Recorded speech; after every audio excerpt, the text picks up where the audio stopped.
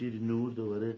از این زمان خسته ام منو رها کن برو از این زمان خسته ام منو رها کن برو برو برو آقا دیگه من تو نه یه لحظه صبر کن قربونت تو برم اجازه بده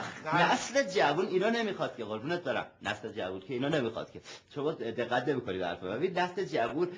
راک میخواد یه چیز جدید میخواد همچین حرکت انرژی میخواد پات شو بلند شو عجاد حالا بلند شو اینجوری برای داماد دست بزنید امشب نه این قدیمیه ببین نه دیگه حالا شما اجازه بده شما بفرمایید جناب نکزاد من اگر اجازه بدهید یک شیری رپ آماده کردم شیری رپ براتون ارائه بکنم خوب خیلی خوبه برای شیری شما آماده کردیم تازه آماده کردیم بری ببینیم بعد ظاهری من یک مقدار تغییر بکنه برافو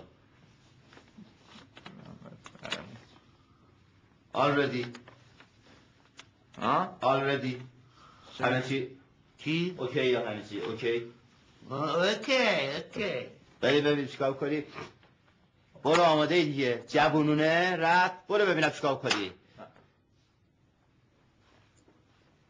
مثل شم مثل کوه سختم رختم رفته از پیشم و بی در چیش دوختم مثل داد می تو هر شب من خوندم تو نبودی و رفتی و جا موندم مثل سرعت باد زوب شد چشمم مثل خاطر فراموش شد اسمم مثل آینه سعادت رو می دیدم غم ویرت به جمع خریدم اینگاه من تو یک شب یادت خوندم مگم شبت باشیم نمیتونم فکریت نباشم اگه ترکم کنه من بیت تنها اینگاه من به بهونه بازاشی گونه خوندم میدونم به تو تلخ روزگارم داری ندارم اگه ترکم کنه من بیت تنها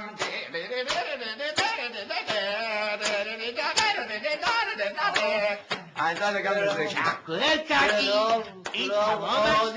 این بود